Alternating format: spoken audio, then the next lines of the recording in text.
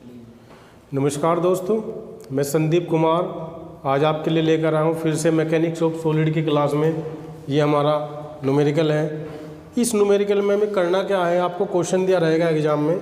क्या क्वेश्चन दिया रहेगा कि जैसे मैं यहाँ पे क्वेश्चन लिख रहा हूँ कि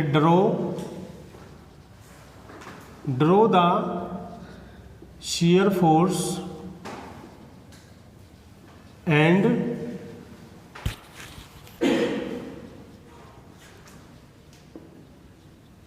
bending moment डायग्राम। इस तरह से क्वेश्चन आपको दिया रहेगा और ये न्यूमेरिकल पेपर में होगा। आपको ड्रॉ करना होगा बेंडिंग मोमेंट और शियर फोर्स डायग्राम। अब ये बेंडिंग मोमेंट और शियर फोर्स होता क्या है ये मैंने लास्ट लेक्चर में आपको बता दिया है। इसके लिए आपको दूसरी वीडियो मेरी देखनी होगी या जो मेरे नोट्स हैं मैंने लिखवा रखे हैं वो आपको दोबारा से देखने पड़ेंगे। जो नया बच्चा है, जो पहले से देखते आ रहे हैं, शियर फोर्स, ये बेंडिंग मोमेंट और शियर फोर्स है क्या, ये सब मैंने बता रखा है कि क्या है। अब ये जो ऐसी इक्वेशन है, एक ऐसी यहाँ पे एक बीम है, ये क्या है, एक बीम है। कौन सी बीम है? देखने से लग रहा है ये सिंपल सपोर्टेड बीम है। कैसी बीम है? सिंपल सपोर्टेड बीम है। टाइप्स ऑफ बीम भी मैंने बता रखे हैं आपको लास्ट लेक्चर में। बीम कितने हैं ये भी मैंने बता रखा है कि बीम का कितने बीम हैं, और जो है लास्ट आपको लेक्चर देखने पड़ेंगे अगर आपको बीम के बारे में जानना है। ठीक है, अगर बीम के बारे में जानना है तो लास्ट लेक्चर भी आपको देखने पड़ेंगे सभी मेरे।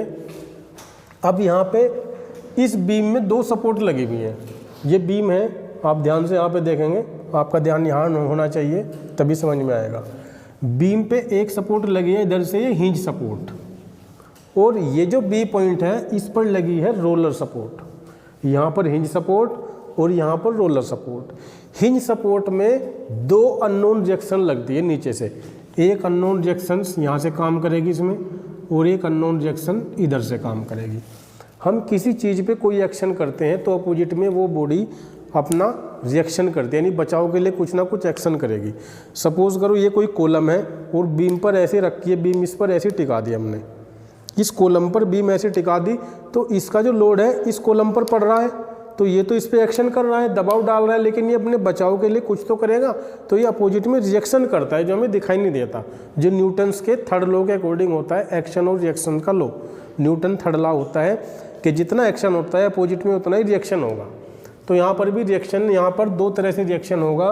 किस तरह की? जहाँ पर हिंज सपोर्ट होगी और जहाँ पर रोलर सपोर्ट होगी वहाँ पर एक रिएक्शन होगा, वहाँ पर एक रिएक्शन होगी नीचे से। और ये बी पॉइंट है तो इसको मैं नाम दे देता हूँ आर बी, और यहाँ पर ए पॉइंट है तो इसको नाम मैं दे देता हूँ आर ए। और ये हॉरिजॉन्टल रिएक्शन है इसलिए इसका मैं नाम यहाँ पर एच ए लिख देता हूँ, हॉरिजॉन्टल रिएक्शन ए पॉइंट पर। और ये नीचे से वर्टिकल रिएक्शन है ए पॉइंट पर और वो बी पॉइंट पर। यहाँ पर दो अननोन रिएक्शन आ गई, यहाँ पर जो है दो अननोन रिएक्शन आ गई हैं ए पॉइंट पर और बी पॉइंट पर। अननोन रिएक्शंस कैसे निकाली जाती हैं ये भी मैंने आपको लास्ट लेक्चर में, जो हमारा पार्ट थर्ड था shear force bending moment diagram का, वहाँ पर मैंने आपको क्लियर कर दिया था ये भी। ठीक है, कि अननोन रिएक्शंस कैसे निकालते हैं सिंपल बीम से। अब यहाँ पर आपको शियर फोर्स में ये जो डायग्राम है, ये जो बीम है, इससे अननोन रिएक्शंस आप आराम से जल्दी से निकालने होंगे आपको तुरंत। इस तरह का क्वेश्चन जब होगा आपका शियर फोर्स और बेंडिंग मोमेंट डायग्राम ड्रॉ करने के लिए होगा, तो यहाँ पर रिएक्शंस आप कैसे निकालेंगे सबसे पहले हम यही देखेंगे कि रिएक्शंस किस तरह से निकलेंगे। तो आपको पता होना चाहिए कि बीम है, टिकी हुई है, दो कॉलम पर टिकी हुई है, दो सपोर्ट है यहाँ पर। अब बीम सिस्टम हमारा ठीक है, यानी वर्किंग में है, इक्विलिब्रियम कंडीशन में है। इक्विलिब्रियम कंडीशन में ये है कि यहाँ पर कोई भी क्रशिंग नहीं है, टूट फूट नहीं है, बीम नहीं टूट रही, बीम हमारी सही काम कर रही है। तो इसके लिए हम क्या करते हैं, हमारी एक कंडीशन होती है जो मैकेनिक्स में होती है, इक्विलिब्रियम कंडीशन। इक्विलिब्रियम कंडीशन होती है। इक्विलिब्रियम कंडीशन क्या होती है? ये यहाँ पर तीन कंडीशन काम करती हैं, sigma F X equal to 0, sigma F Y equal to 0, sigma M equal to 0। तीन कंडीशन का मतलब ये है, सिग्मा एफ एक्स का मीन्स ये है summation of all forces on the X axis equal to 0। जितने भी एक्स डायरेक्शन में फोर्स हैं उन सबको जोड़ना है और जीरो के बराबर करना है। ये है सिग्मा एफ एक्स का मीन्स। सिग्मा एफ वाई का मीन्स क्या है कि summation of all forces on the Y axis, यानी वाई डायरेक्शन में जितने भी फोर्स होंगे उन सबको जोड़ना है और जीरो के बराबर करना है। वाई और एक्स का मीन्स क्या है कि अगर इस तरह से फोर्स होगा कोई लगा हुआ ऊपर की तरफ या नीचे से लगा हुआ होगा तो ये वाई डायरेक्शन में फोर्स है। जो ऊपर की तरफ फोर्स होगा उसको पॉजिटिव लेंगे, जो नीचे की तरफ होगा उसको नेगेटिव लेंगे।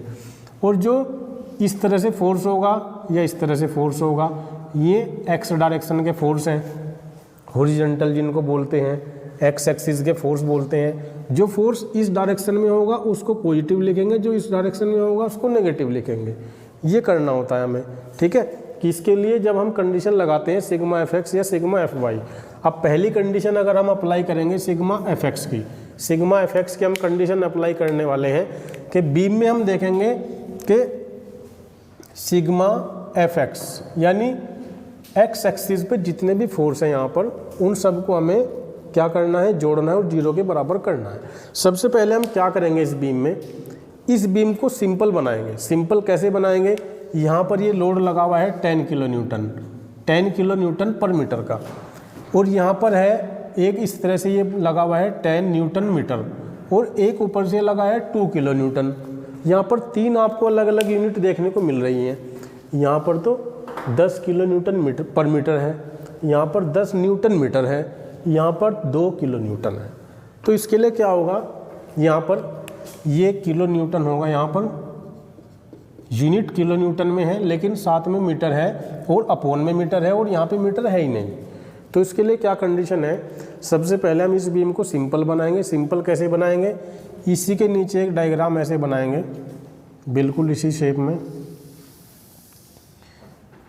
ये बी पॉइंट है, ये ए पॉइंट है। यहाँ पर एक रिएक्शन लग रही है आर ए नीचे से ऊपर की तरफ, और एक रिएक्शन एच ए लग रही है। ये सी पॉइंट है तो यहाँ पर मैंने सी पॉइंट लिया, ये डी पॉइंट है और ये ई पॉइंट है। अब जहाँ पर तो यहाँ पर जो है स्टूडेंट्स हम क्या है, ये मैंने फ्री बॉडी डायग्राम इसको हम बोल सकते हैं, सिंपल फॉर्म में हम लेकर आए हैं इस इक्वेशन को। जो यूडीएल यहाँ पे क्या लगा हुआ है,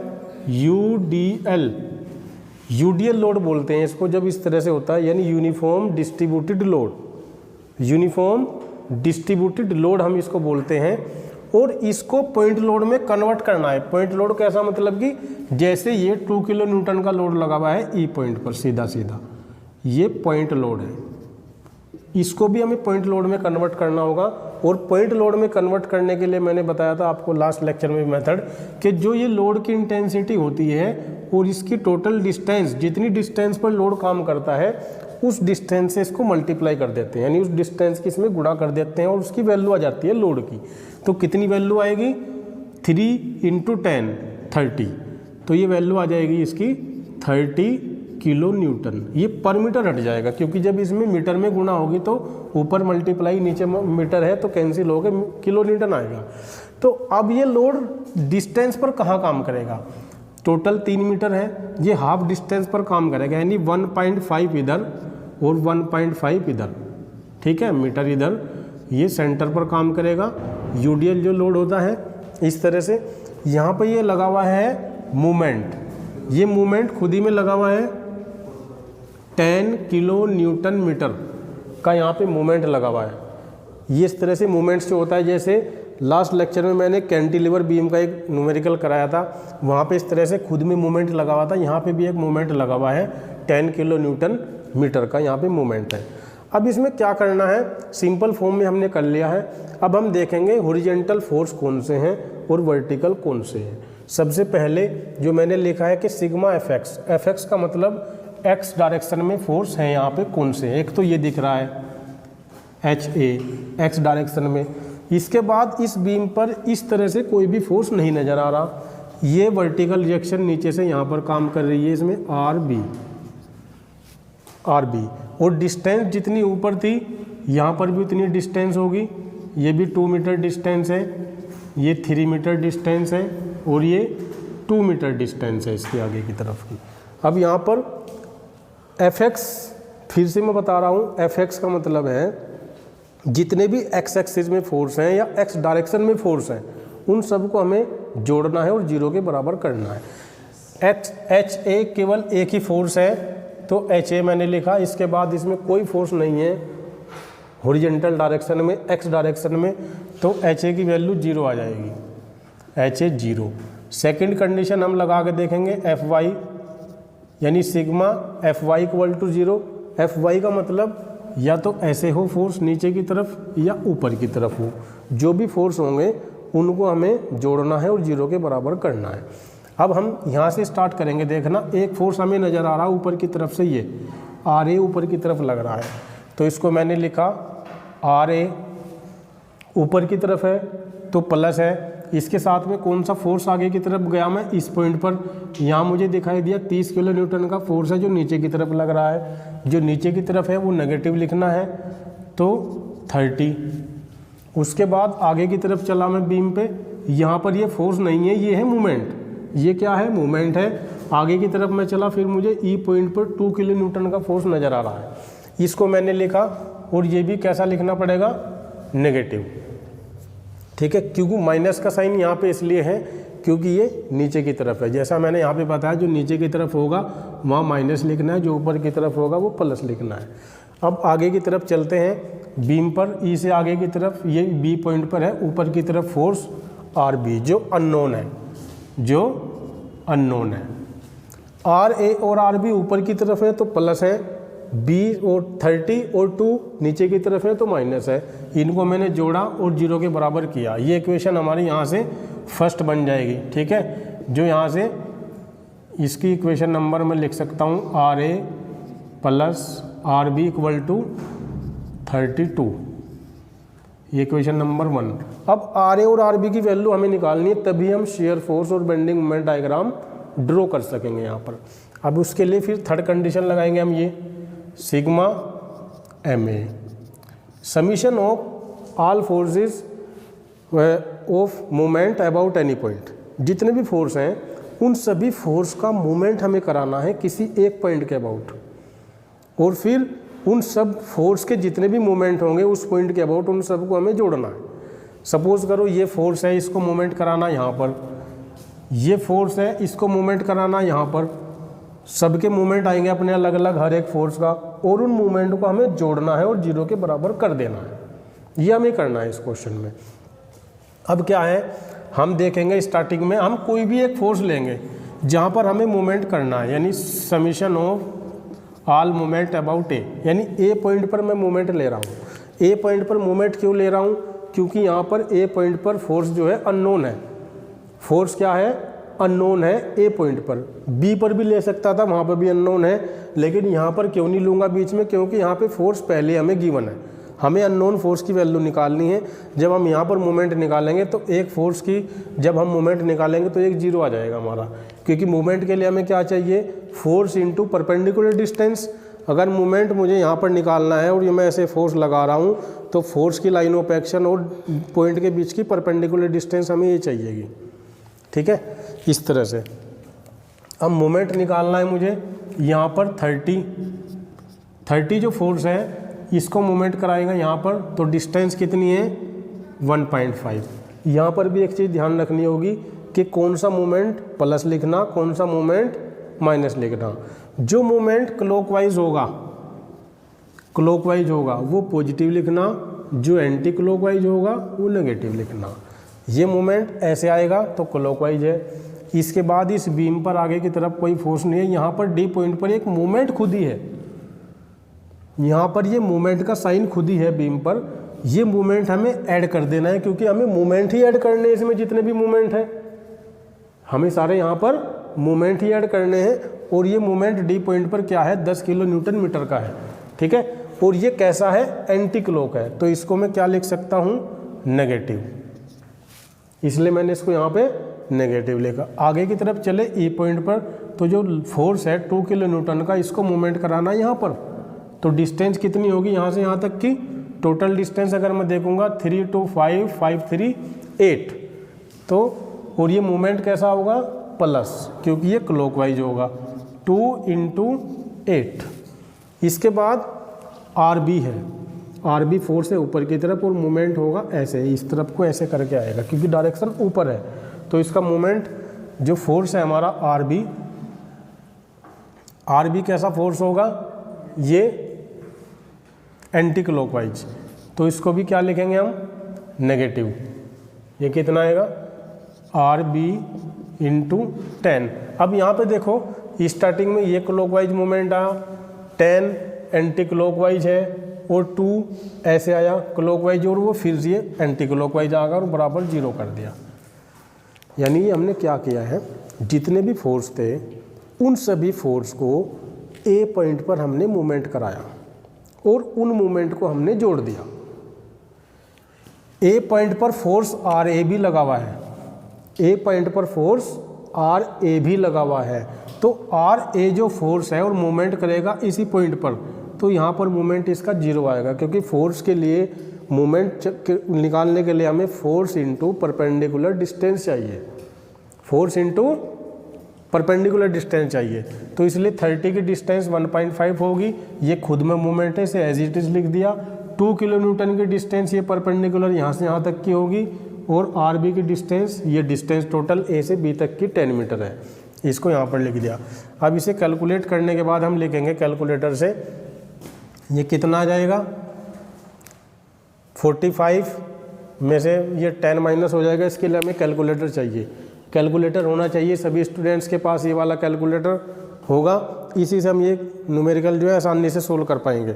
ठीक है, अब इसमें वैल्यू लिखेंगे हम 30 × 1.5, 30 × 1.5 माइनस 10 करेंगे, फिर 2 × 8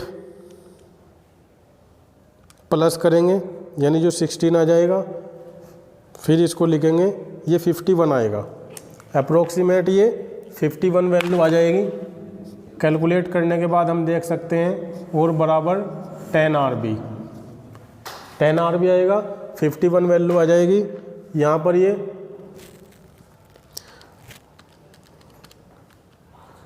थर्टीन टू 1.5 इतना आएगा, 10 इसमें गया 30 और 16, ठीक है, ये इतनी वैल्यू आएगी।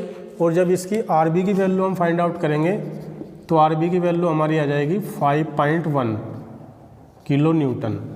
अब आरबी की वैल्यू जो हमने फाइंड आउट की है, इस आरबी की वैल्यू को हम यहाँ पर पुट करेंगे और हमें आर ए की वैल्यू फाइंड आउट हो जाएगी। आर ए की वैल्यू कितनी आ जाएगी, 32 से माइनस होगी 5.1, तो ये वैल्यू निकल जाएगी हमारी 32 से इसको माइनस करना है 26.9 किलो न्यूटन आ जाएगी। तो ये अननोन रिएक्शंस का काम यहाँ तक का था। इसके बाद हमें क्या करना है, शियर फोर्स और बेंडिंग मोमेंट डायग्राम ड्रॉ करना है। इसके लिए सभी स्टूडेंट्स इसका यहाँ से स्क्रीनशॉट ले लेंगे, मैं इसको रफ करने वाला हूँ क्योंकि यहाँ पर हमें कैलकुलेशन करनी है शियर फोर्स और बेंडिंग मोमेंट की, शियर फोर्स की और बेंडिंग मोमेंट की कैलकुलेशन करनी है। आर ए की वैल्यू हमने कितनी फाइंड आउट की है, 26.9 और आर बी की 5.1 किलो न्यूटन। सिर्फ हमें यही चाहिए थे कि इस बीम पे कितने कितने फोर्स लगे हुए हैं और कहाँ पर लगे हुए हैं, इसकी वैल्यू से ही हम इसको फाइंड आउट कर सकते हैं। अब यहाँ से मैं करूँगा शियर फोर्स और बेंडिंग मोमेंट डायग्राम की कैलकुलेशन। अब shear force bending moment diagram की कैलकुलेशन करने के लिए क्या करेंगे, अब शियर फोर्स की अगर मैं कैलकुलेशन करूँगा, शियर फोर्स के लिए कैलकुलेशन मैं करूँगा, शियर फोर्स के लिए कैलकुलेशन। अब शियर फोर्स जब हम निकालेंगे, जितने भी पॉइंट है इस बीम पर, जहाँ जहाँ पर भी फोर्स लगा हुआ है, ध्यान से सभी देखेंगे, जहाँ जहाँ पर भी फोर्स लगा हुआ है वहाँ पर जिस पॉइंट पर भी फोर्स है उसके 2 पॉइंट हम एज्यूम करेंगे, उसके 2 पॉइंट एज्यूम करेंगे हम, ठीक है। जैसे ए है तो ए के 2 पॉइंट यानी A1 और A2, ठीक है, A1 और A2 शियर फोर्स एट ए, तो ए के 2 पॉइंट होंगे, A1 और A2। अब A1 पर कितना शियर फोर्स होगा? A1 पर जो शियर फोर्स होगा, A1 का मीन्स है इस बीम पर A से पहले कितने फोर्स हैं, इस बीम पर A से पहले कितने फोर्स हैं। तो A से पहले तो बीम ही नहीं है, तो फोर्स तो है ही नहीं, तो फोर्स की वैल्यू यानी कितनी निकली? 0। अब A2 का मतलब है A पॉइंट, A1 का मतलब तो ये था, मैंने लिखा कि A से पहले कितने फोर्स है। A2 का मतलब A पर भी अगर कोई फोर्स लगा हुआ है तो उसको उस पहले वाले फोर्स में हमें प्लस कर देना है। जैसे पहले कितना फोर्स था? 0, और A2 पर A पर कितना है? 26.9, 26.9, यानी ये कितना निकला है? 26.9 का है। अब इसी तरह से शियर फोर्स एट, आगे की तरफ बढ़ेंगे हम, यहाँ पर C पॉइंट पर, C पॉइंट पर देखेंगे कि कितना फोर्स है हमारा। C पॉइंट पर देखेंगे, क्योंकि ये तो हमारा पॉइंट लोड था, ये यहाँ पर देखेंगे C पर। अब C पर शियर फोर्स एट C पर, इसके भी 2 पॉइंट होंगे, C1 और C2। अब C1 का मीन्स क्या था? सभी स्टूडेंट्स ध्यान देंगे। C1 का मीन्स क्या था? 1 का मीन्स क्या है? उस पॉइंट से पहले कितने फोर्स है। C1 का मीन्स क्या है? C से पहले कितने फोर्स हैं। एक तो फोर्स ये है 26.9, एक फोर्स तो है 26.9, और फिर एक फोर्स C से पहले ये भी तो है 30, जो नीचे की तरफ है, जो माइनस है। तो कितना निकल के आ गया? ये 3.1, ये 3.1 बचा है भैया। और C2 का मीन्स क्या है? अगर C पर भी कोई फोर्स लगा हुआ है तो उसको हम उसके साथ में ऐड कर देंगे। अगर C पर भी कोई फोर्स लगा हुआ है तो उसको इसके साथ में ऐड कर देंगे, यानी 3.1 तो था ही। अब C पर कोई फोर्स है ही नहीं, तो ये एज इट इज रहेगा।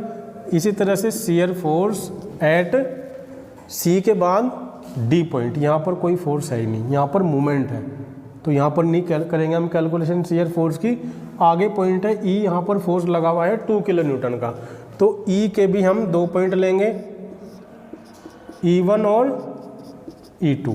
E1 का मीन्स E से पहले कितने फोर्स हैं, तो E से पहले जितने भी फोर्स थे हमने कैलकुलेशन कर ली थी 3.1, और E2 का मतलब है E से पहले जो फोर्स था, और E पर अगर कोई फोर्स लग रहा है तो उसको भी हम उसके साथ में ऐड कर देंगे, यानी कि नीचे की तरफ है 2 का 2 वैल्यू, तो इसको माइनस करेंगे और वैल्यू निकल के आएगी 1.1। 3.1 में से 2 माइनस होगा तो 1.1 निकल के आएगी। इसी तरह से अब शियर फोर्स आगे की तरफ बढ़ेंगे हम बीम पर, E से आगे हम बढ़े हैं तो B पॉइंट आया, B पॉइंट पर फोर्स लग रहा है वर्टिकली ऊपर की तरफ, तो शियर फोर्स एट B यानी B1 और B2। B1 का मीन्स B से पहले कितने फोर्स? 1.1, और B2 का मीन्स अगर B पर कोई फोर्स है तो उसको उसके साथ में ऐड कर देंगे, उसको उसके साथ में ऐड कर देंगे। अब ऊपर की तरफ कौन सा फोर्स था? यहाँ पर 5.1 है। अब यहाँ पर जो है हमें फोर्स A1 A2 पर जो फोर्स था 26 और 30, यहाँ पर ये स्टूडेंट्स यहाँ पर एक मिस्टेक हो गई है, ये -30 था तो माइनस का आएगा, यहाँ पर -3.1 आएगा, क्योंकि माइनस की वैल्यू निकली है। यहाँ भी माइनस आएगा, यहाँ भी माइनस रहेगा साथ में, और ये माइनस था, माइनस माइनस ये आपस में क्या हो जाएंगे? प्लस, यानी जुड़ेंगे, तो ये माइनस के कितने आएंगे? 5.1, और यहाँ पर भी जो वैल्यू आएगी ये 5.1। ये भी हमें ध्यान रखना कि माइनस हमारा कहाँ था, ये कैलकुलेशन ऐसे गलत हो जाती है। ये मुझे कहाँ पता चला, अभी मैं आपको बताऊँगा। ये माइनस है, -5.1 और +5.1 0, यानी सिंपल सपोर्टेड बीम के केस में हमारा शियर फोर्स 0 से स्टार्ट होकर 0 पे ख़त्म होना चाहिए, तो हमारा क्वेश्चन सही है। यहाँ पे 0 नहीं आ रहा था, फिर मैंने चेक किया, मैंने देखा यहाँ माइनस की मिस्टेक थी, तो इस तरह से हम क्वेश्चन को सही कर सकते हैं। तो शियर फोर्स की कैलकुलेशन ऐसी होगी जो आपको समझ में आई होगी। अब मैं इधर बेंडिंग मोमेंट की कैलकुलेशन कर देता हूँ, फिर इनका डायग्राम बनाएंगे। बेंडिंग मोमेंट, अब बेंडिंग मोमेंट एट ए पॉइंट पर, ए पॉइंट पर बेंडिंग मोमेंट 0 है। जितने भी बीम के लेफ्ट साइड राइट की तरफ बीम पर चलते जाएंगे हम, राइट की तरफ बीम में राइट की तरफ चलेंगे, लेफ्ट से जो भी फोर्स होंगे उनको मूवमेंट कराते हुए चले जाएंगे। ए से पहले बीम है नहीं तो कोई फोर्स नहीं है, तो ए पर जो है मूवमेंट 0 आएगा। आगे की तरफ हम सी पर चले। अब सी पर बेंडिंग मोमेंट देखेंगे, बेंडिंग मोमेंट एट सी पर बेंडिंग मोमेंट देखेंगे। जो मूवमेंट निकालना है हमें सी पर, एक फोर्स हमारा आर ए है, इसको मूवमेंट कराएंगे यहाँ पर, और एक फोर्स हमारा 30 है, इसको मूवमेंट कराएंगे। तो इसकी वैल्यू निकालेंगे सी पर। तो 26.9 इंटू डिस्टेंस कितनी सी तक की 3। मूवमेंट कैसा है क्लॉकवाइज, मूवमेंट कैसा है क्लॉकवाइज, और 30 का मूवमेंट कैसा होगा एंटी क्लॉकवाइज। तो 30 इंटू डिस्टेंस 1.5, इसको कैलकुलेट करेंगे। बेंडिंग मोमेंट सी पर कितना आएगा, इसको कैलकुलेट करने के बाद 26.9 इंटू 3, और इसमें से ये माइनस करना होगा 30 इंटू 1.5, तो ये वैल्यू आएगी 35.7। अब बेंडिंग मोमेंट एट सी के बाद डी पर तो खुद ही मूवमेंट है, डी पर तो खुद ही मूवमेंट है, तो डी पर मूवमेंट क्या होगा, इस पॉइंट पर मूवमेंट निकाल लेंगे हम। 26.9 इंटू डिस्टेंस 3 इंटू 5, 30 इंटू 4.5, और मूवमेंट इसका ये खुद ही एंटी क्लॉकवाइज है 10 का। तो यहाँ पर जो वैल्यू निकलेगी इसकी, यहाँ पर निकालेंगे 26। कैलकुलेटर हमें चाहिए स्टूडेंट्स यहाँ पर, तभी हम इसको कर पाएंगे। -30 इंटू 4.5 -10 -118.5 वैल्यू आई है। बेंडिंग मोमेंट एट डी के बाद ई पर निकालेंगे बेंडिंग मोमेंट हम। ई के लिए क्या होगी कैलकुलेशन, यहाँ पर ए से फिर करेंगे 26.9 इंटू ई तक की जो डिस्टेंस होगी 8 -30 इंटू जो डिस्टेंस होगी ई तक की 3, 5, 6.5, और एक मोमेंट खुद में है 10 ई पर। इसकी जो वैल्यू निकल के आएगी, इसको भी करेंगे 26.9 इंटू 8 -30 इंटू 6.5 -10, ये वैल्यू आएगी 10.2। एक बार और कैलकुलेट कर लेता हूँ। 26.9 इंटू 8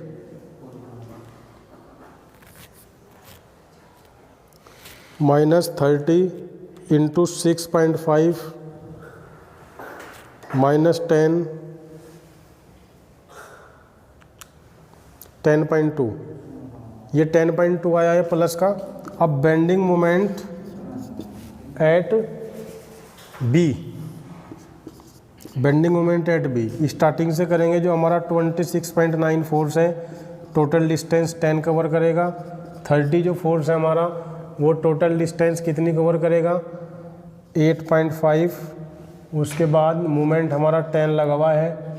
फिर यहाँ पर जो है 2 इंटू 2 आएगा, और इसको कैलकुलेट करेंगे तो ये वैल्यू देखते हैं अभी 9 इंटू 10 -30 इंटू 8.5 -10 0। तो हमारा क्वेश्चन बिल्कुल सही है स्टूडेंट्स।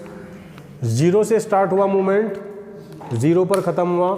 तो हमें ये भी क्वेश्चन में ध्यान रहेगा कि हम मूवमेंट कैसे निकालते हैं, यानी ए से स्टार्ट करेंगे और राइट की तरफ बढ़ते हुए जाएंगे और सभी मूवमेंट होंगे 0 पर ख़त्म। अब हमने कैलकुलेशन कर लिए, अब हम इसका डायग्राम बनाएंगे इस डाटा से। इस डाटा से डायग्राम इसी के बिल्कुल नीचे बनेगा। इस तरह से जब भी कॉपी में आप बनाओगे पेपर में, इसी के नीचे सिंप्लीफिकेशन डायग्राम, फिर इसी के नीचे शियर फोर्स और बेंडिंग मोमेंट डायग्राम आप बनाओगे। इसी के नीचे शियर फोर्स और बेंडिंग मोमेंट डायग्राम। ये यहाँ पर ए पॉइंट है, ये सी है, ये डी पॉइंट है, और ये बी पॉइंट है। अब यहाँ पर हम शियर फोर्स डायग्राम बना रहे हैं। ये हमारा कौन सा है? Shear force diagram. ये शियर फोर्स डायग्राम। यहाँ पर हम स्केल एज्यूम कर सकते हैं। शियर फोर्स हमारा मैक्सिमम कितना जा रहा है? 26.9। हम यहाँ पर 5 किलो न्यूटन स्केल ले सकते हैं कि 5 किलो न्यूटन स्केल बराबर 1 सेंटीमीटर। यानी शियर फोर्स को हम यहाँ पर शो कर सकते हैं कि 5 किलो न्यूटन बराबर 1 सेंटीमीटर की लाइन ऊपर खींचेंगे तो ए पॉइंट पर हमारा मोमेंट वो शियर फोर्स कितना है? A1 पर तो 0, फिर A2 कितना है? यानी इसी पर ऊपर नीचे जाना वाई एक्सिस पर। A2 कितना है? 26.9 और ये पॉजिटिव। इस लाइन से नीचे की तरफ नेगेटिव होता है, ऊपर की तरफ पॉजिटिव। तो ऊपर की तरफ 26.5 यानी यहाँ पर मैक्सिमम पहुँचा हमारा ये पॉइंट। यानी 5 सेंटीमीटर के आसपास लाइन ऊपर की तरफ ड्रॉ हो जाएगी। अगर 1 सेंटीमीटर बराबर 5 किलो न्यूटन लिया है तो इसकी मल्टीप्लाई 5 से करेंगे तो यहाँ। अब सी पॉइंट आया है आगे की तरफ, ये सी पॉइंट है। सी पर कितना है? C1 पर -3.1 है, -3.1 है सी पर। तो -3.1 के आसपास यहाँ हो जाएगा 3.1। अब जो है इसके बाद C2 पर, C1 पर भी -3 और C2 पर भी सेम है, इतना ही। अब इसके बाद जो है E1, D पर तो है ही नहीं, E1 की वैल्यू भी -3.1 सेम है। नीचे की तरफ जहाँ जितनी डिस्टेंस C से नीचे है उतनी डिस्टेंस E से रहेगी माइनस। अब E2 की बात आई तो -5 यानी थोड़ा और बढ़ेगा, 3 से नीचे की तरफ और बढ़ेगा 5 की तरफ। अब B की बात आई, B पर भी -5 इतना है और B2 पर 0 है। ये पॉइंट हमने लगा लिए। अब इन सभी पॉइंटों को हम मिलाएंगे। कैसे मिलाएंगे? इस पॉइंट को हमने यहाँ से मिलाया, ऐसे मिला दिया। अब इसके बाद जो पॉइंट है ये है, अब इसको हम कैसे मिलाएंगे? इसको हम इस तरह से मिलाएंगे। ये मिला दिया हमने पॉइंट। स्केल रखने के बाद इस पॉइंट को हम ऐसे मिलाएंगे। यहाँ पर C पर वैल्यू जो है C1 पर इतनी है, ठीक है, और D पर भी इतनी वैल्यू रहेगी, E पर भी इतनी वैल्यू रहेगी, और E2 पर नीचे की तरफ बढ़ा और यहाँ पर ये बढ़ा और ये इतना आया। ये वैल्यू पॉजिटिव में रहेगी, ये वैल्यू नेगेटिव में रहेगी। यहाँ पर वैल्यू है 26.9 और यहाँ पर वैल्यू है 3.1 और यहाँ पर भी वैल्यू है 3.1। यहाँ पर 5 पॉइंट कितना है? 1 है और यहाँ पर भी 5.1 है। शियर फोर्स की वैल्यू यहाँ पर सेम है और ये शियर फोर्स डायग्राम आपका इस तरह से ड्रॉ हो गया है। अब बेंडिंग मोमेंट डायग्राम इसी के नीचे बनाएंगे। ये डायग्राम आपको पेंसिल से बनाने हैं, बिल्कुल बढ़िया नीट स्केच होने चाहिए डायग्राम। अब यहाँ पर ए पॉइंट है, इसी के नीचे लेंगे। यहाँ पर सी पॉइंट है, ये डी पॉइंट है, ये ई पॉइंट है और ये बी पॉइंट है। ठीक है स्टूडेंट्स, यहाँ पर है। अब इसमें क्या है, इसका जो डायग्राम बना है ये, अब बेंडिंग मोमेंट क्या करेंगे, यहाँ पर लेंगे बेंडिंग मोमेंट। ए पर 0 है,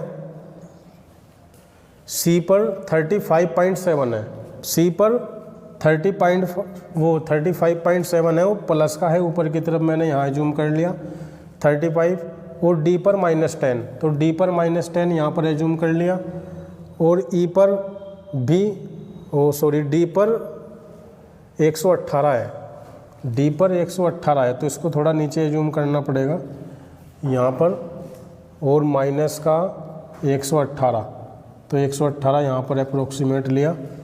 और इसके बाद ई पर 10.2, ई पर जो है 10.2 है, ई पर 10.2 और बी पर 0। इनको भी हमने कैसे मिलाया, इसको ऐसे मिलाएंगे, और ये पॉइंट हमारा यहाँ पर आया है,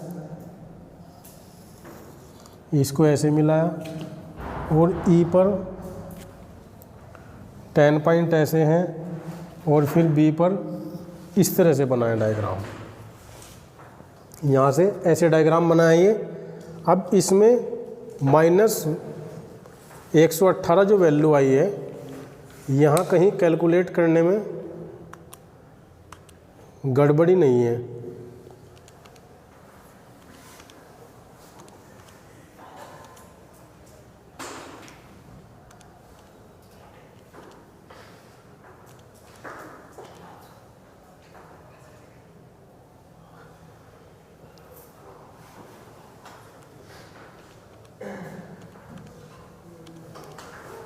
ठीक है, तो इसका डायग्राम हम ऐसे बनाएंगे।